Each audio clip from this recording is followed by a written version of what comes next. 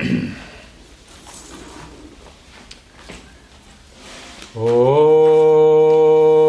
Namo Bhagavate Vasudevaya.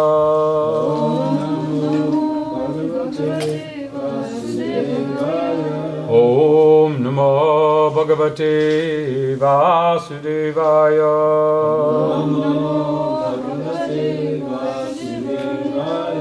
Om Namo Bhagavate Vasudevaya.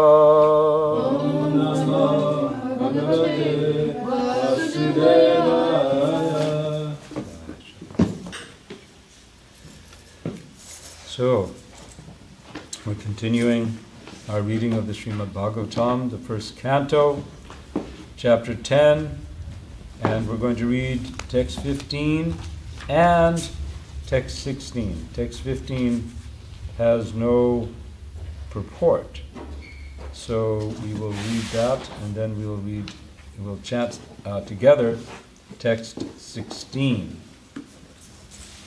and then we'll read the purport. And we'll chant something. Hare Krishna, Jai Jai. Hare Bol. Wow. Roses. Govinda, Govinda. Radha, Govinda. So text 15, I'll just chant it and read the translation. Mridanga Sanka Buryascha Vina Panaiva Gomukha Dunduri Anaka Gantadya Nedur Dundubyas Tata.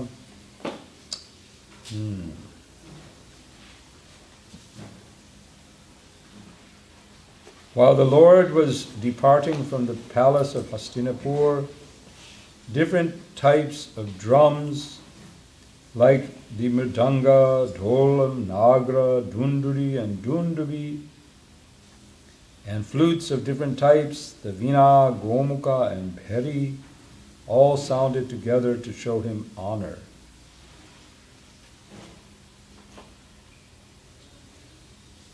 So I was curious about these instruments. There's also in the translation, the word for word mentions other instruments: the shanka, conch shell, beryaha, brass band. There's a brass band. Okay. Veena, string band.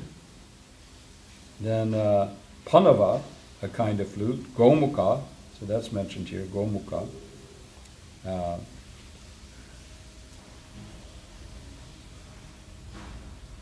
So the berry is described as, I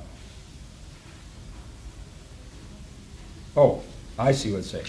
And flutes of different types, comma, the vina, gomukha, and berry. So these are additional to the flutes.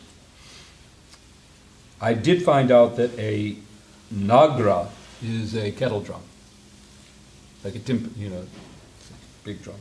But I couldn't find out the dunduri. Oh, dunduri is kind of like the dundubi of Lord Shiva. I think so. Mm-hmm. Some of these instruments come up in Bhagavad Gita chapter 1. Yeah.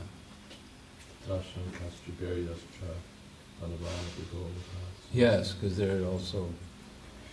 So, okay. Now text 16, which we will chant responsibly. Wish we had more light here.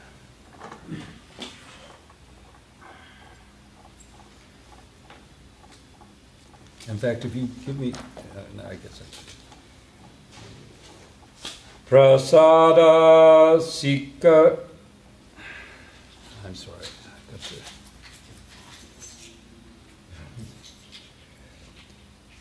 Prasada Sikara Rarudha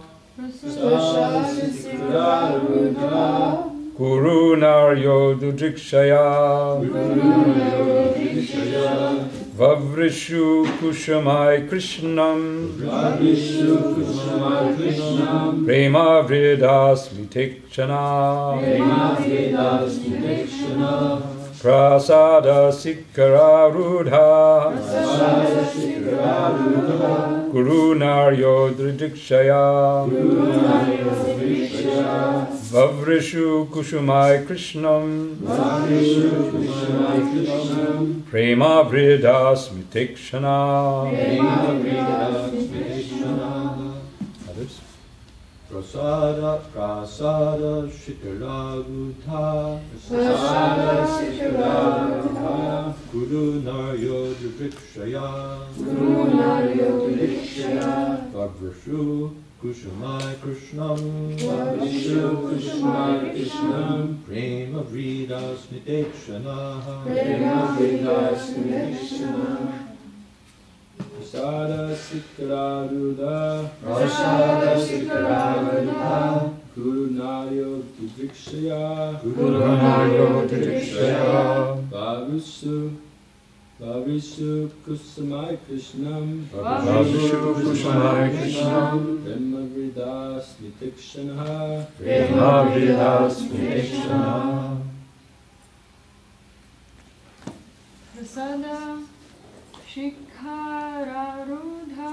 Prasada Shikararudha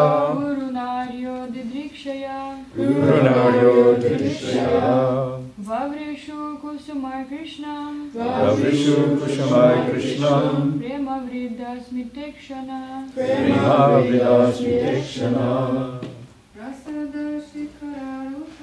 Prasada Shikararudha Guru Naryo Didrikshaya Vavrishu Kusumai Krishnam Prema Vridas Vitekshana.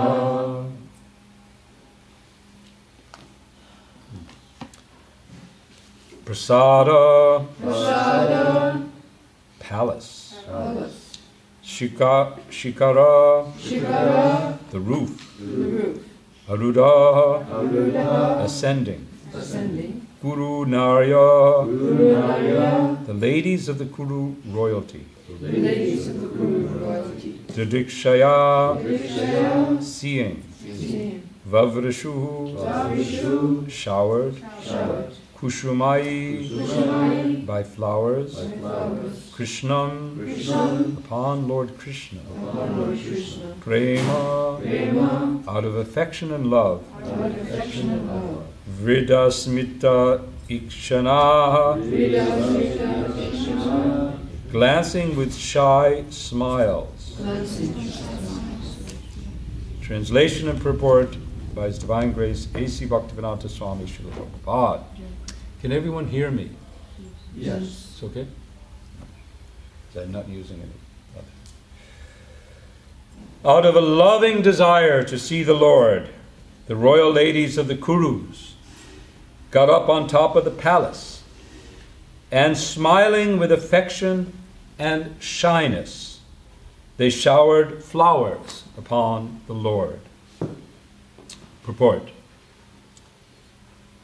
Shyness is a particular extra-natural beauty of the fair sex, and it commands respect from the opposite sex. This custom was observed even during the days of the Mahabharata, in other words, more than 5,000 years ago. It is only the less intelligent persons, not well versed in the history of the world, who say that observance of separation of female from male is an introduction of the Mohammedan period in India. This incident from the Mahabharata period proves definitely that the ladies of the palace observed strict parda, restricted association with men. And instead of coming down in the open air where Lord Krishna and others were assembled, the ladies of the palace went up on the top of the palace, and from there paid their respects to Lord Krishna by showers of flowers.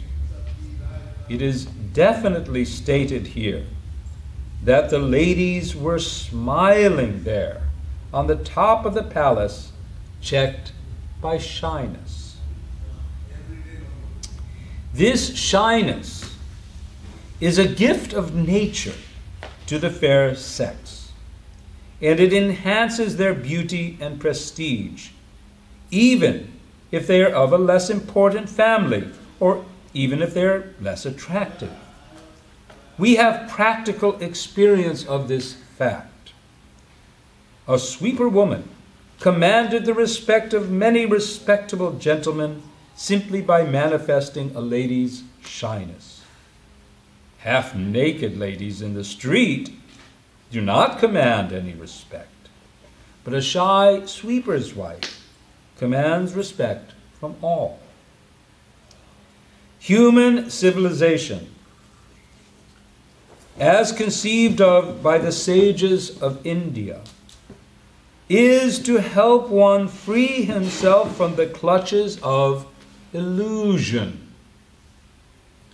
The material beauty of a woman is an illusion, because actually the body is made of earth, water, fire, air, etc.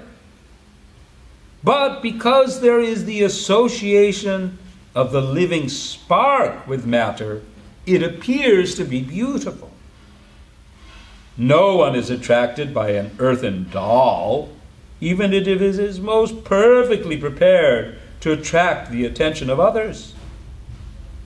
The dead body has no beauty, because no one will accept the dead body of a so-called beautiful woman.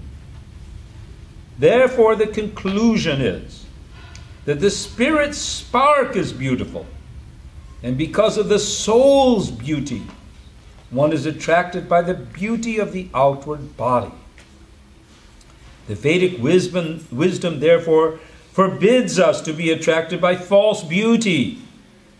But because we are now in the darkness of ignorance, the Vedic civilization allows very restricted mixing of woman and man. They say that the woman is considered to be the fire, the man is considered to be the butter. The butter must melt in association with fire, and therefore they may be brought together only when it is necessary. And shyness is a check to the unrestricted mixing. It is nature's gift, and it must be utilized.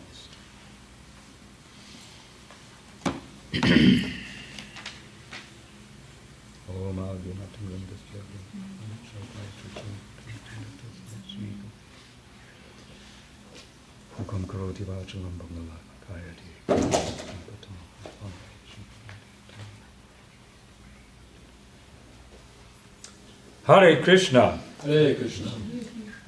Well, challenging a little bit.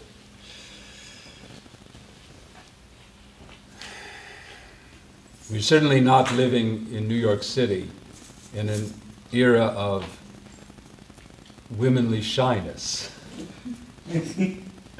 This is not a place that you come in the world to study the shyness of women. In fact, it's probably the exact opposite. If you want to study and observe the characteristics of women that do not value shyness, then New York would be probably a pretty good place. What do you say to the ladies of the room? Would you say that that's proper analysis? That New York City looks down upon shyness. In fact, shyness, I was reading up and saying, well, because Prabhupada makes a strong point here that shyness is nature's gift to the fair sex. He said that it is a natural quality. So, of course, being the the type of person I am, I've got to go and look and see, well, okay, Bhagavatam, Prabhupada is saying this. What about science? What does it say? So I Googled, of course. And then the question is shyness natural? And it wasn't women or men, it was just shyness in general, because men can be shy too. In fact, skipping ahead, when I went out of the material research into Vanipedia, then I found quite a few examples of shyness in men. And in fact, Krishna himself exhibits shyness. This material analysis, however, examined and defined shyness as a consequence of negative emotion, negative thing, excessive self-consciousness, excessive self-importance, but not wanting to draw attention because of feeling self-conscious, but it's actually feeling that I won't be appreciated for who I am, and so I'll just withdraw. So in schools, in various social contexts, children are taught, don't be so shy. Don't be so shy. How about it? Anybody remember that? Were we taught not to be shy?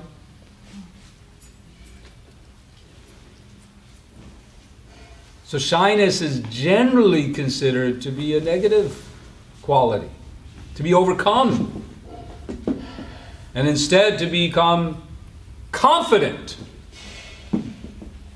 Confident. We should not be shy, we should be confident. Yes, humility is also valued. We should be humble. But shyness is considered to be this unnecessary withdrawing and keeping yourself apart from normal interaction. But Prabhupada says it's nature's gift to women.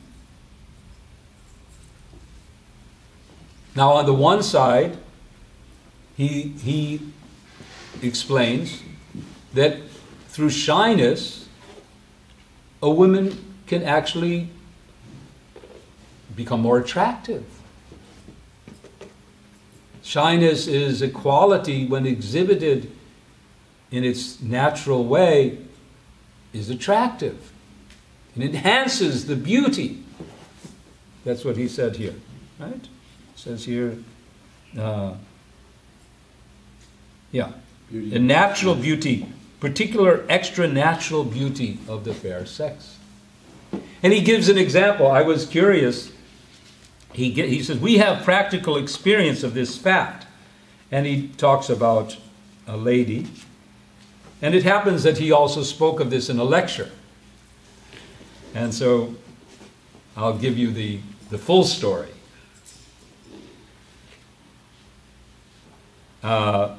You have seen, we have practical experience in our life. You have seen, let me start from the beginning, because this is quite interesting. This is Bhishma Dev. He also advised, and we just came from the talk of Bhishma Dev, so that's appropriate. Also advised that the shyness of women, laja. Now, I had a question for the Hindi and speakers. Is laja also? I've heard that laja also is shame. What is the? In Bengali, it's like embarrassment. Embarrassment? Yes. Is that true? Yes. What would be the Hindi word for shyness? Lajja. Lajja is also. Yeah. But it's also the same word for shame or embarrassment. Correct? Yeah, in Sanskrit, shame, modesty, bashfulness, embarrassment, also shame personified is the rightful term. Yeah. So you can see how this concept of lajja in modern context has been associated, that shyness has been associated with embarrassment and the negative and shame, and should be overcome. But here Bhishma Dev says the shyness of women, Lajja, is the control. If you break that what is called shyness, then there will be disaster. That is the control valve naturally given. And we'll get back to that. The butter and fire example and the need for a control valve. And women's shyness is one beauty. We have got practical experience and command also. We have practical experience in our life. You have seen that my friend came, Dinanath Mishra. So this may have been in Calcutta or someplace where his friend Dinanath Mishra came. They were our neighbor. So one day we were sitting on the corridor of the house. One sweeper woman, she wanted to come within, but very shyful, and with a covering of the head, although with broomstick and bucket, she was waiting because we were sitting both sides. So she was feeling a little shy not to enter the house. So we decided to move so that she may come. This example is given. She's a sweeper, not very respectable, maidservant or sweeper, but on account of her shyness, we had to welcome. Yes, we are moving, you come in. Just see, this is psychology. Therefore, Bhishma Dev, at his dying stage, he advised that women's shyness is the valve to control. If their shyness is broken, then it will create disaster. Pungshali. This is the psychology. So things are changing nowadays everywhere, not only in India, in other countries also. But this is the psychology. So all these examples are given. Why? Just to control the mind. In Hindi, there is a proverb that money and wife you should always keep in control. There are so many examples. This is a big challenge to our modern way of thinking. The idea that women should employ shyness, that women should assume a different position than men, that men and women should act differently, have different social standing, have different roles in society. This is very much against the grain of contemporary society. And it's quite a difficult thing even within our own society to adjust to. On the one side, there is the problem that modern society doesn't support this kind of relationship or these type of roles. Modern society current modern society is forcing men and women into a different kind of role, to be assertive, to give up their shyness, or be exploited, to be oppressed and exploited. Men have become degraded. Now, this example of shyness that Prabhupada gives, in today's world, might not get a woman anywhere. They adopt some shy behavior and they try to be very shy and humble and so on. And men just ignore them. So women have, what do you say? The ladies of the house. You experience this? Yes. You experience, maybe, hopefully not here in the temple, but even then, men are become more selfish, more inconsiderate. Do they respect shyness anymore? So the women can argue that, hey, this way of life has resulted in so many abuses. So let's try a different way, different approach. So I won't dwell on that because that's a big topic. But rather come back to Srila Prabhupada's point here that there is another element at work. The other thing that he brings in here is the butter and fire. And this I think we can all, whether we agree on whether shyness is a natural quality or not, I'm pretty sure we can all agree that sexual attraction is a natural quality that arises in all human beings.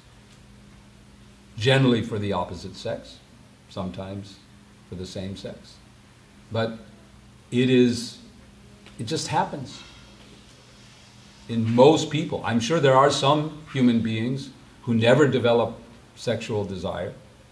They may never even reach puberty, but there is something that physiologically happens with the hormones in the body, etc., and sexual attraction comes up. And that attraction is described here as like bringing together butter and fire. When you have fire and you have butter, the butter is going to melt. Cooks, whose are the cooks in Bhakti Vinod? You ever experienced butter that didn't melt? You spend so much time in the kitchen. No? No? Frozen butter? You know? Just of the time. And it melts pretty quickly too. Yeah. It doesn't take much.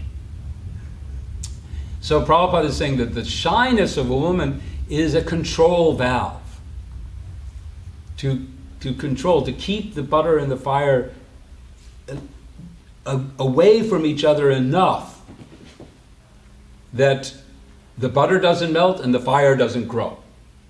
Because that's the other thing that happens. As the butter is melting, the fire also gets, especially when they start to mix, then the fire just jumps up. So to keep these things in balance, to keep them properly adjusted, the Vedic system is to value, to put value on shyness in women and respect in the men. Men are meant to, when they see this shyness, they're supposed to then become very respectful and very protective. The whole business here is that through this natural shyness, the man is supposed to feel protective and ready to give all that kind of, whatever is needed to protect the women of society. Now, it's not there. But Prabhupada wouldn't back off from this. He was challenged many times on this idea that men and women should be treated differently. They should have different roles. And that in general, the man should have the protective role and the woman should have the role, the shy role in which they attract that kind of protectiveness. So here we have it. What will we do with it?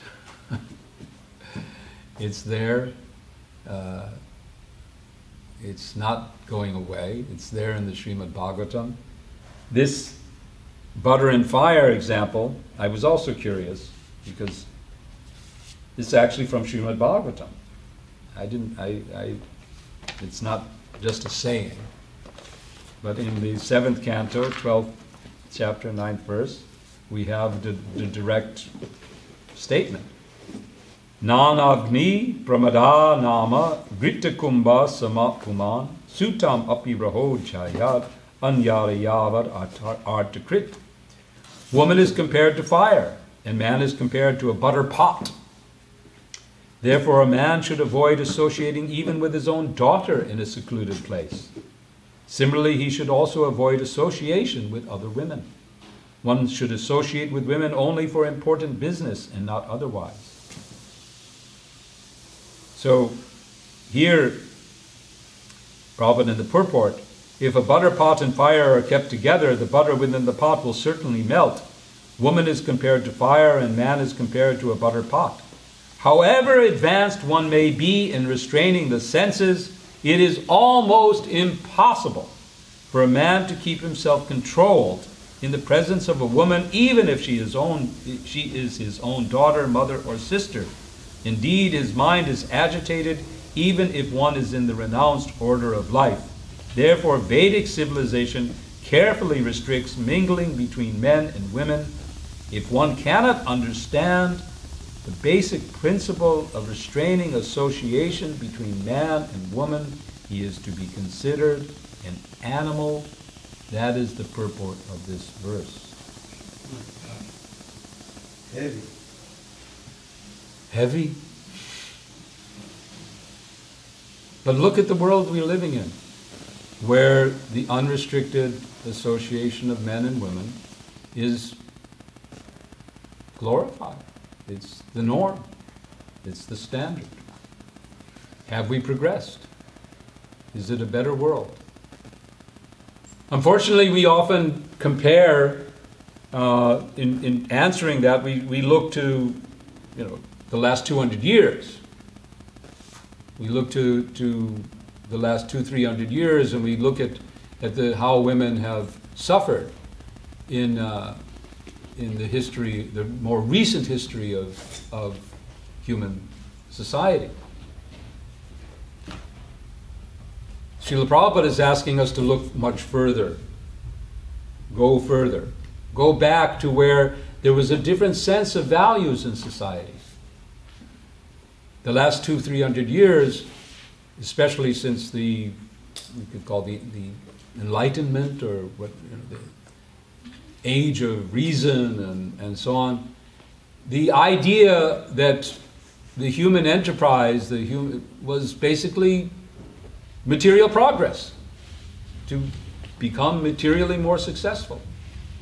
And men in general, being already more powerful, having perhaps already having like the kings of in the Mahabharata, some of them really took advantage, capturing women, enslaving them, and etc.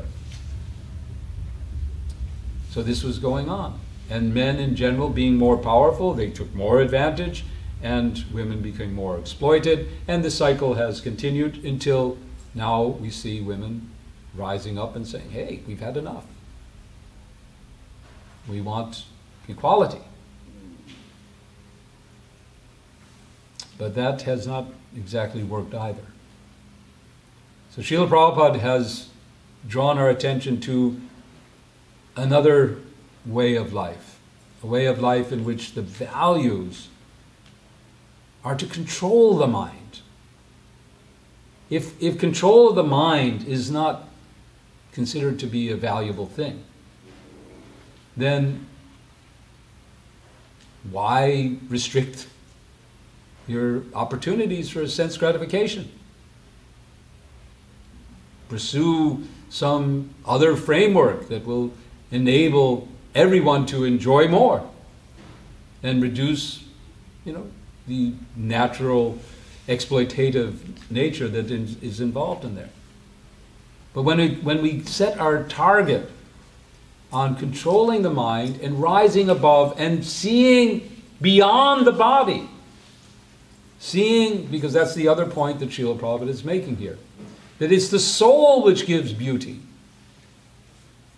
It's not the body. So to get to that place, to see the beauty of the soul within, to see beyond the physical bodies, we adopt a culture in which male and female, the bodily relationships are controlled. The physical nature, the butter and fire nature, are controlled by these qualities of shyness and protection and respect and so on. And ultimately, at the core of it all is the value of service. to be in the mood of service. How can we serve each other as parts of Krishna? Judge in the context of what bodies we find ourselves in. So bringing it all together, this is a challenge. What do we do with this? We're not in Vedic civilization. We don't have these values everywhere. Women are being exploited in modern society. But we can, at least within our own communities, we can try to develop these values. Because that's another thing that Srila Prabhupada talked about. He said, it's for our women. He said, all right, you have some nature that, of being a little assertive and going out, and so don't be shy. Go out and distribute books. When you go out, and I think you all ladies who go out to distribute books, and men as well. I mean, this is where shyness applies to both men and women. When we all go out into the marketplace to meet people and tell them about Krishna, then I think perhaps women and men are equally afflicted by the obstacle of shyness. Because in that context, we have to give it up. We have to be, what was it? Prabhupada used that a lamb at home and a lion on the chase. Who remember? There was a context to that. It was Jagadatri said, Prabhupada, when the ladies want to distribute books, we can't be shy. No one will take a book. We can't even approach someone if we're too shy. So that's what Prabhupada said. So at home be a lamb and a lion on the chase. And didn't you, I remember you telling me that when you first came when you were in Melbourne, you were doing deity service and you felt very, very shy. And then you saw another lady who was just even more shy, but she was distributing books. What was that? Yeah, that was my impetus. If she could do it. If she could do it, I could do it. Yeah. So we have this dichotomy. We have to cultivate shyness in our ordinary dealings, but then we have to put it aside when we have to for service, for the service of the Krishna consciousness movement. So let's continue in this balancing act and try to keep in mind the fundamental principle, which is to keep the butter in the fire of the less likely to engage and cause disaster. So, please allow sufficient time for questions and answers. Hare Krishna. I don't know if I've done justice to this topic. But I've tried. It's not easy. But still, I would say you are the appropriate person to give this class. Oh, okay. Hare Krishna. I'm sorry, Maharaj. Yeah, well, I have some experience of this butter and fire principle and the value of shyness and all those things. But anyhow. Yes, Narad and then Dasya. Yeah. So I remember now there are two words. One is lajja, that is really shyness. And then embarrassment is saram. These boys, they are too educated in the world, so they couldn't remember. So saram is embarrassment. Okay, Dasya.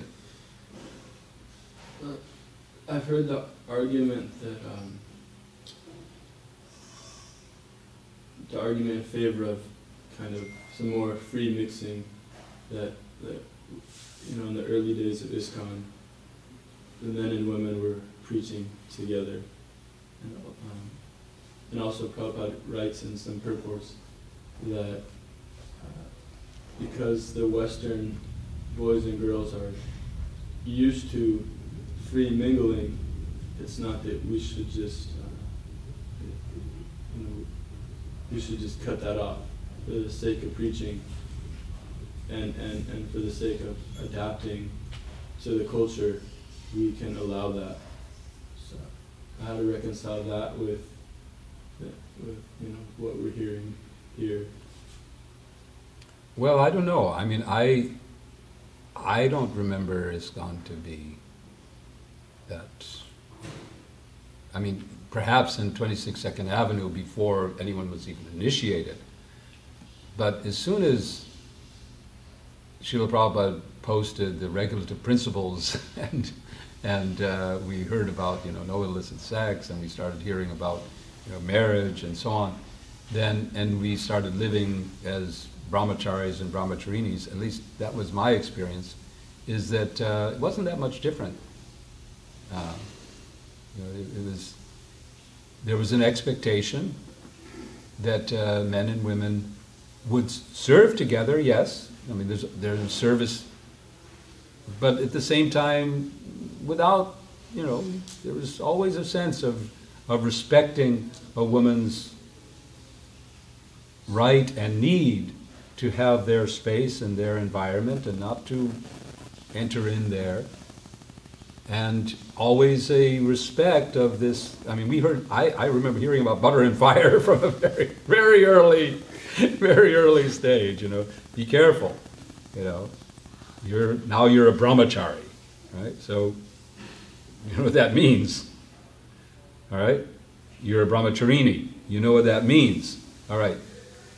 There is grihastha life out there. If you feel like, then we could talk about becoming a grihastha. That's okay. And once you're grihasthas, then you can, the association is there. And that's why he also brought men and women together for preaching. He felt, and I remember somewhere he's saying that this was one of his strategies which was unique and successful, is that he engaged his grihasthas as, he didn't, like Srila Bhaktisiddhanta Saraswati Prabhupada sent sannyasi to London, right? And it didn't quite. Prabhupada sent 3 grihastha couples. The result was and he brought them to India. And so he saw that this combination in marriage, because once a lady is married, then shyness at home is not exactly what you're expecting. It should be, the relationship is different. It's not that women are just totally shy at home. That's not in public, one thing, but with her husband, it's a different story. So this, I don't know who says that, but it's at least my experience is that this principle of, yes, there was more, I should say that there was more respect. I feel that in my early days in ISKCON, I actually feel there was more respect of men towards women. And that somewhere in the 74, 75, things started to become this attitude arising in the men that looked down on women and were kind of, it went from the proper understanding of being responsible men. We have to protect women. We have to be responsible and uphold our principles, to being like send them to the back, throw them out of the temple. I mean, my wife, she had that experience. Yeah, we were thrown out of the just that's not respect. That's not protection. And so, there's reactions to that. But at least separation was. I don't know, Jayadvaita Maharaj, maybe you can comment. I mean, I never experienced any kind of intimate mixing of men and women. When Prabhupada was talking about greater latitude, I think his point was just that it's harder to have the kind of natural separation that you get in India. It's harder just because people are coming from a different culture. Not that he didn't want it, and not that he didn't try for it as far as possible, but just that he accepted that it would be a harder job and perhaps not as thoroughly able to be accomplished. I'm not saying that. One of my innovations is I mix up the men and the women, and it's all fine, and the butter never melts and the fire never gets hot. Not like that at all. And my experience also in the beginning was the same as yours, that separation is the rule. Yeah. But it was perhaps not, there was still cooperation, and so men and women had responsibilities, and women would, there was a sense of, I felt a sense of respect for women's equal capacity to serve Krishna in different roles, different ways sometimes, and there was cooperation, discussion, there was an ability to maintain that required balance, that distance, and at the same time serve Krishna together. So when you're talking about service to Krishna, be it like some of the examples would be in the drama group. So we had in New York the Vaikuntha players, and so there were men and women, and including some brahmacharis. Lokamangala was well, of course he was also gay, but that's another story. But anyway, there were men and women. Mostly they were householders. But still, on the stage, you have to... please sit down. Just sit down. Okay. On the stage, you have to act together. There's interaction. And, there was a well-understood way to interact for service. And similarly, in the kitchen, in the deity room, there was always, there was interaction. It's not that, okay, men and women were like, you're here and you're here. There was interaction. But the interaction was based on service, not on, how are you, and let's talk about the weather, or talk about, something like that. There was a conversation Prabhupada was talking about.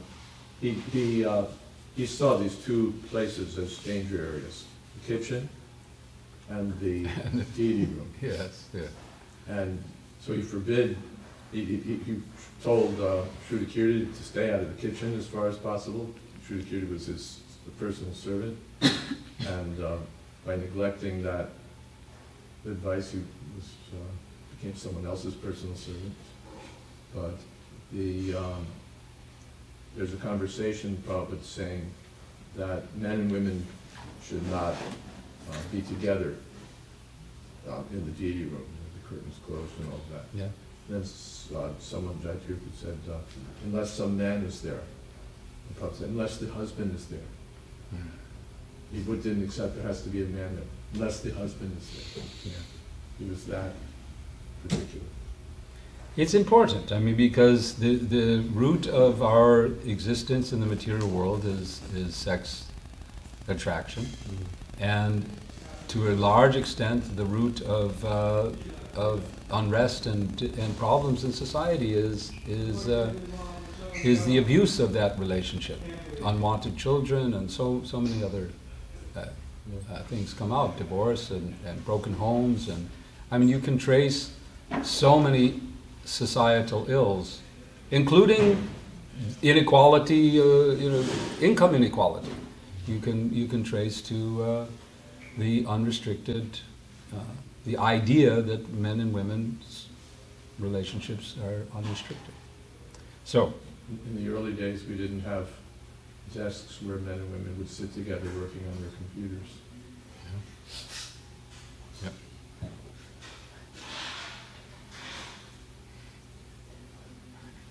So we have a lot of work to do to see how can we adjust and protect ourselves on the butter and fire mixing issues. And at the same time, what can we do? Sometimes we don't have the facility to do everything, to have, like serving in the kitchen. We have just one kitchen. And to say, okay, today only the men are going to work in the kitchen and tomorrow only the women are going to work, would be ideal. Can't do it right now. So we have to be extra careful. We have to keep the principles in mind. We're going to end here with all those food for thought. And I hope I have been able to address this topic in some reasonable way. And I pray that Srila Prabhupada will help me understand better the practical application of his vision for men and women in society. Hare Krishna. Thank you. Hare Krishna.